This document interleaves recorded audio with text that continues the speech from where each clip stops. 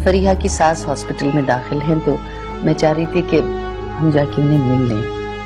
बुरी बात है, देखो आखिर को बेटी का ससुराल है ना, और हम अगर नहीं जाएंगे तो फरीहा को ताने देंगे वो लोग। फरीहा ने कौन सा हमें कभी अपना समझा है? अपना सामान समेटो और जाओ यहाँ से। अभी आपको मेरी जरूरत है, जब आपको मेरी जरूरत नहीं होगी तो मैं यहाँ से चली जाऊंगी। मुझे तुम्हारी कोई जरूरत नहीं, और घर पे मेरा ख्याल रखने के लिए मुलाजिम है, वो मेरी देखभाल कर लेंगे। बल्कि हमाद को तुम्हें यहाँ पे बुलाना ही नहीं चाहिए था। ये क्यों नहीं करती कि ये प्लान किसी और वक्त लिए रख लो? ये भी ठीक है। अच्छा ऐसा करो, फिर मंगनी का प्लान कर लेते हैं, कुछ हल्ला गुल्ला हो जाएगा घर में। हाँ मोनी, लेकिन कुछ दिन सब्र कर लो ना। अभी मॉम की तबीयत पूरी तरह ठीक भी नहीं हुई। जब वो चलना फिरना शुरू कर देंगी, उनकी सेहत उन्हें इजाजत देगी, तो फिर हम दोनों भी घूम फिर लेंगे, मंगनी भी हो जाएगी, और that's about it। तुम्हें जल्दी किस बात की? इसलिए जब आपका एक्सीडेंट हुआ तो मुझसे रहा नहीं गया, और मैं अपनी जिम्मेदारी महसूस करते हुए यहाँ आ गई। आप भी कोई गलत बात अपने दिल में मत रखिए। ये जूस पी लें। तुम्हारी इन बातों का कोई असर नहीं होने वाला मुझ पर। और ये जो मिडिल क्लास चोचले है ना, मुझे मत दिखाओ कि सास की खिदमत करके बहू ने दिल जीत लिया। मेरी सहेली मेरी भाभी, सहेली मेरी भाभी।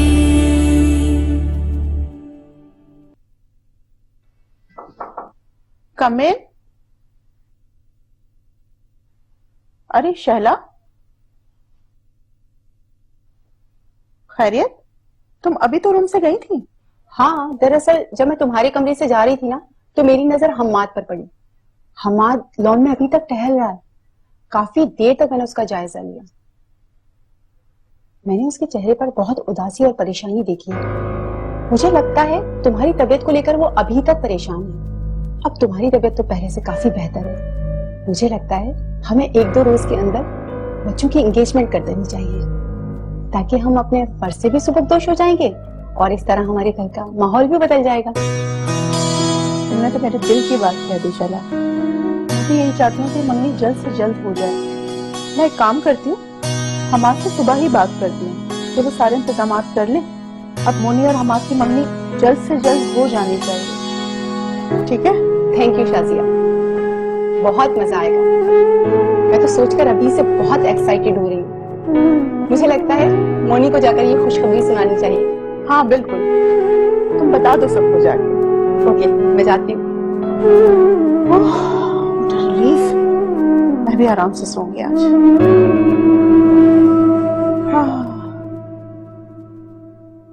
महरीन को फोन करती हूँ, क्या पता वो मेरी अम्मी से बात करा दे।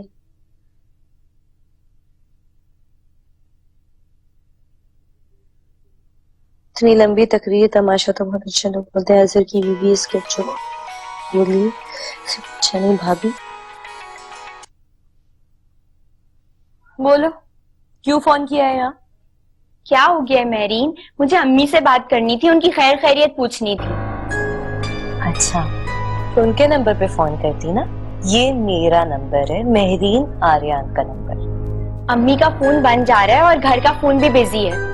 प्लीज तुम मेरी अम्मी से बात करा दो, मुझे उनकी बहुत याद आ रही है। ओह, अच्छा, याद आ रही। बात सुनो दीदी, एक तो तुम अपनी माँ को यहाँ छोड़ के चली गई हमारे सर पर, उसके बाद तुम हमसे ये तवक्का रखती हो कि हम तुम्हारे मैसेंजर बनकर घड़ी घड़ी तुम्हारी खबरें उनको पहुंचाते रहे। ऐसा नहीं होता है फरीहा। अगर तुम्हें इतना ख्याल था अपनी माँ का, इतनी फिक्र थी, तो यहाँ से जाते वक्त क्यों नहीं सोचा? तब क्यों नहीं सोचा कि कौन ख्याल रखेगा उनका? वैसे हद होती है ढिठाई की भी। अगर इतना ख्याल है ना अपनी माँ का, तो आओ सब कुछ छोड़कर वापस करो उनका ख्याल। हमने कोई ठेका नहीं उठा रखा कि उनका ख्याल भी रखें, उनकी खिदमतें भी करें और घड़ी घड़ी की खबरें भी उनको पहुंचाएं तुम्हारी। समझी तुम?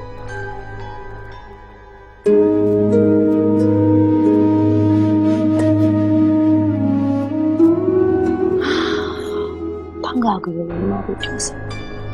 सुकून नाम की कोई चीज ही नहीं है इस घर में भाई।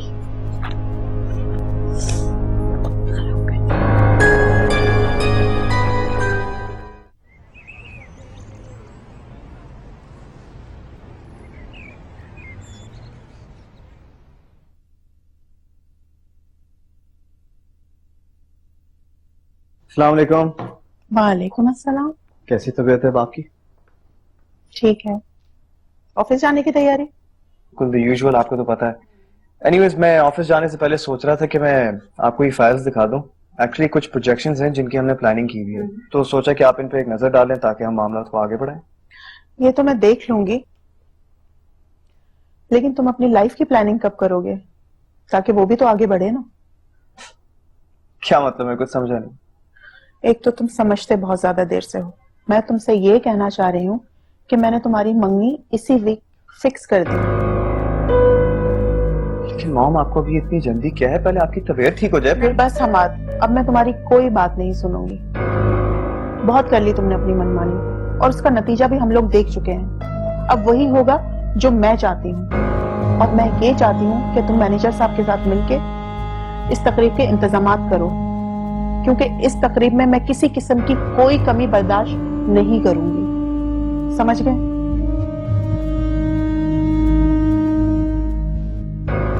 और सुनो, जब वापस आओ ना तो इंतजामात के बारे में मुझे बताना, ठीक है?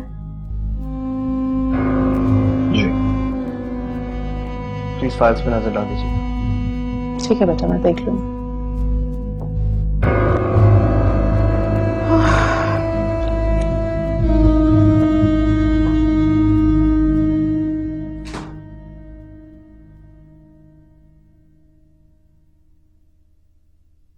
अच्छा, ये फाइल्स तुमने दिखाई थी उनको, क्लाइंट को? जी सर, मैंने दिखाई थी फाइल्स।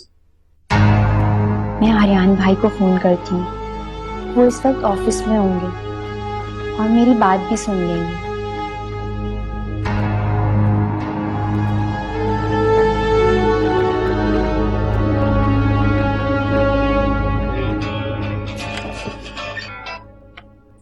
यार एक काम करो, उनको कॉल करके बताओ कि आप बाकी फाइल्स फैक्स कर दो उन्हें। ठीक है।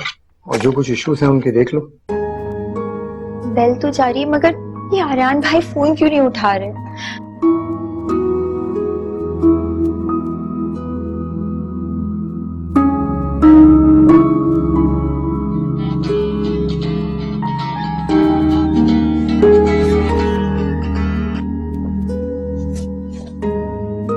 पता नहीं क्या मसला हो गया है। मैं अम्मी की खैरियत कैसे मालूम करूं? एक और दफा ट्राई करती हूँ, क्या पता आर्यन भाई बिजी हूँ।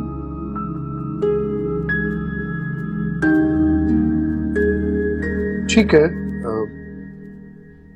सब ठीक है। तुम एक दफा इसमें देख लो और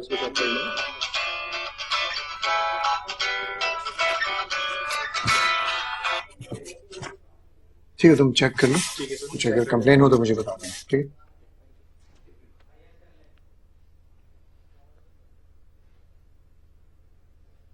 क्या बात है, क्यों बार बार कॉल कर रही हो मुझे? भाई, वो अम्मी का फोन ऑफ जा रहा था, मुझे ये पूछना था कि अम्मी ठीक तो हैं, खैरियत से तो हैं। अरे मैं तुम्हें कितनी दफा कह चुका हूँ, उस घर से तुम्हारा कोई ताल्लुक नहीं। उस घर के दरवाजे तुम्हारे लिए हमेशा हमेशा के लिए बंद हो गए। तुम हमारे लिए मर चुकी हो। मैं फिर कह रहा हूँ, तुम हमारे लिए मर चुकी हो। तो आइंदा की बात मुझे फोन मत करना, समझी? भाई मेरी बात।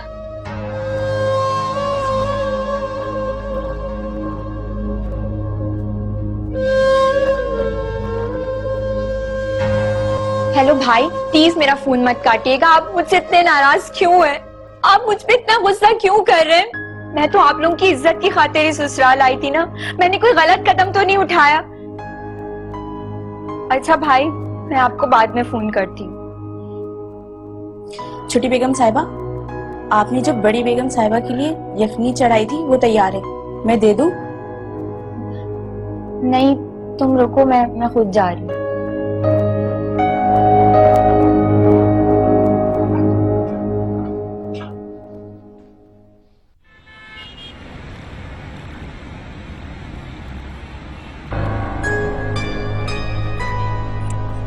ओहो शबाना खाला, आपने अच्छा ड्रामा रचाया हुआ है। हर दूसरे दिन बीमारी का बहाना करती है और बिस्तर पकड़ लेती है। अरे भाई, घर के काम करने के लिए क्या मैं अकेली रह गई हूँ? अरे कुछ खुदा का खौफ कर मेरी, मैं ऐसी कौन सी बीमार हूँ? कल रात तक तो सारा काम किया है मैंने, और तेरी शक्ल है मेरी खिदमत करने की। हाँ हाँ, आपको आराम तो वो आपकी बेटी फरीहा करवाती है ना। मैंने तो कभी आपकी खिदमत की ही नहीं। खुद तो वहाँ चली गई सास की खिदमतें करने के लिए और इस बीमारी की पोटली को हमारे सर डाल गई। अरे माँ का तो कोई एहसास ही नहीं है उसे। अरे तो सास की खिदमत करने गई है और वो मेरी तरबियत है, तुझे तो कोई तरबियत किसी ने दी नहीं। फरीहा को देख के ही सीख ले, सास की खिदमत करने गई है सास की। मैं फरीहा नहीं हूँ, महरीन हूँ, महरीन। मुझसे तो ये तवक्को भी मत रखिएगा कि मैं किसी की खिदमतें करूंगी। आर्यान मेरा है और मेरा ही रहेगा। तो भाई मुझे क्या जरूरत पड़ी कि मैं सास की खिदमतें करूं? ये तो ढकोसलेबाजी हुई ना। खुशफहमियां तो देखो, खिदमत करूंगी इनकी, वो भी मैं। अरे पड़ी रहे यहाँ पे भूखी प्यासी, मेरा क्या है? मैं तो अपनी अम्मा के घर जाके खाना खा लूंगी। चल दफा हो यहाँ से, आ गई बकवास करने के लिए, बेगैरत नहीं तो। कैंची की तरह जबान चलती है कम वक्त की। मेरी सहेली मेरी भाभी, मेरी भाभी। एक तो ये फाखरा भी पता नहीं कहाँ चली गई है। अरे आंटी क्या हाल है? आज तो बहुत फ्रेश लग रही हैं आप। बस अब आप जल्दी से ठीक हो जाएं, आपके बगैर सारे प्लान्स अधूरे हैं। अरे प्लान्स तो तुम्हारे अधूरे होंगे ही, लेकिन आज तुम बड़ी परफेक्ट और खूबसूरत लग रही हो। कहाँ की तैयारी है? बस आंटी घर में बैठे बैठे बोर हो रही थी तो मैंने सोचा मैं और हमारा आज लंच पे चलते हैं कहीं बाहर। अरे फरिया क्या कर रही हो? ध्यान से काम करो, अभी आंटी पे चाय गिर जाती तो। अरे अरे मोनी बेटा, तुम परेशान ना हो, तुम जाओ जाके लंच को एंजॉय करो और लंच के बाद हम्माद को कहना कि वो अपनी फेवरेट आइसक्रीम तुम्हें जरूर टेस्ट करवाए, तुम्हें बहुत पसंद आएगी। ठीक है बेटा, बाय बाय। ये क्या था फरिया? तुम्हारे रिएक्शन से तो ऐसा लग रहा था कि तुम्हारे दिल में अब भी हम्माद के लिए फीलिंग्स हैं। लेकिन एक बात कान खोल के सुन लो, हम्माद की मंगनी होने वाली है मोनी से। अगर तुम ये सब कुछ बर्दाश्त कर सकती हो ना तो यहाँ पे रुको, वरना वापस अपने घर पे चली जाओ, समझी?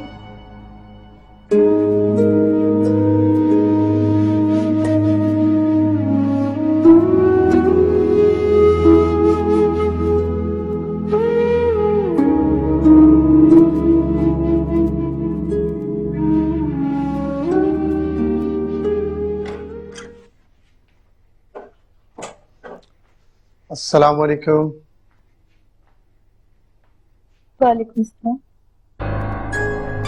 क्या बात है महरीन, तुम इस तरह क्यों बैठी हुई?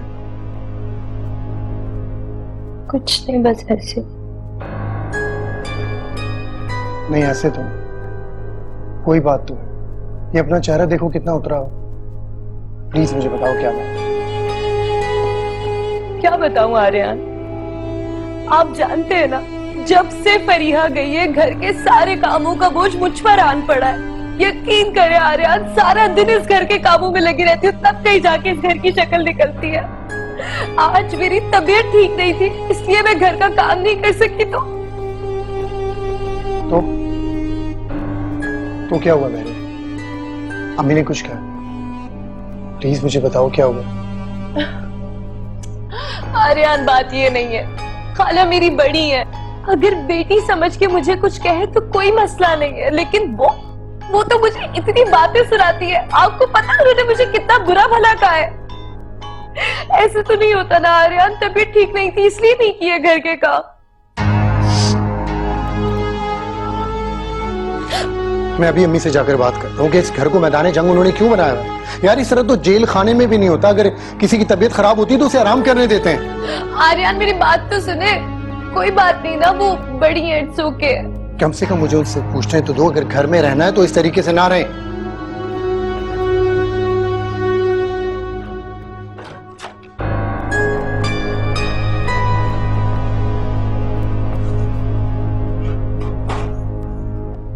अब आएगा मजा।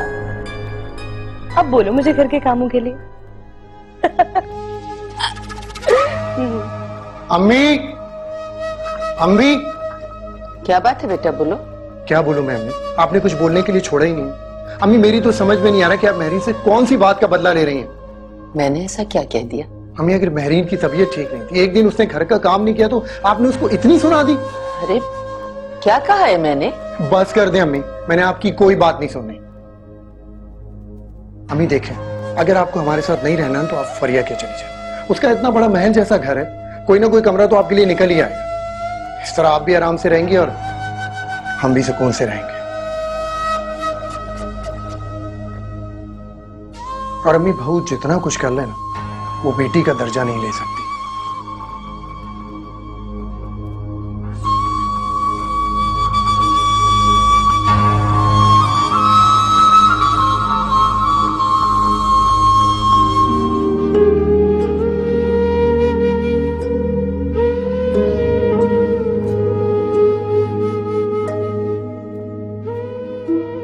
मैं फिर ट्राई करती हूँ, शायद इस दफा बात हो जाए। मेरी तो कुछ समझ नहीं आ रहा कि मैं क्या करूँ, कहाँ जाऊँ।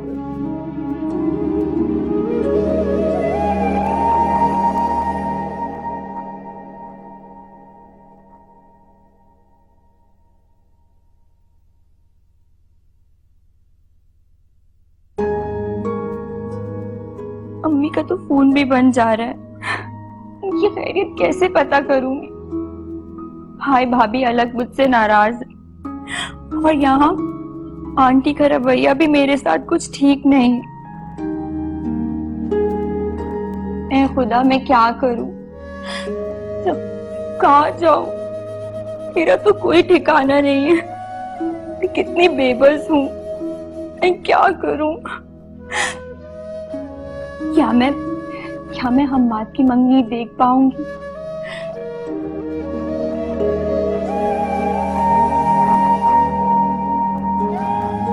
फरिया, ये तुम क्या कर रही? तुम अभी से हिम्मत हार गई? अभी तो तुम्हें बहुत कुछ मनवाना है, अपना खोया हुआ मकाम हासिल करना है। हाँ, मुझे अभी बहुत सब्र से काम लेना है। अभी मेरे पास सब्र ही वो हथियार है जिससे मैं नाइंसाफियों का कत्ल कर सकती हूँ। मैं आर्यान भाई को फोन करती हूँ, वो इस वक्त ऑफिस में होंगे और मेरी बात भी सुन लेंगे।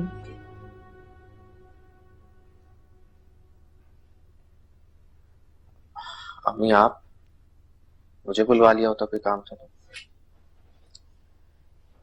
तुम्हें बुलवा लेती, जैसे माँ जब बुलाएगी तुम जल्दी से आ जाओगे ना। बड़े फरमाबरदार हो ना तुम माँ के, बिगुल बजा के। अरे तुम्हारी तो शक्ल नजर नहीं आती जब तक तुम्हें अपना कोई जरूरी काम ना हो। मैंने कौन सी बात बनवा लिया? मैं तो जहां था वहीं खड़ा।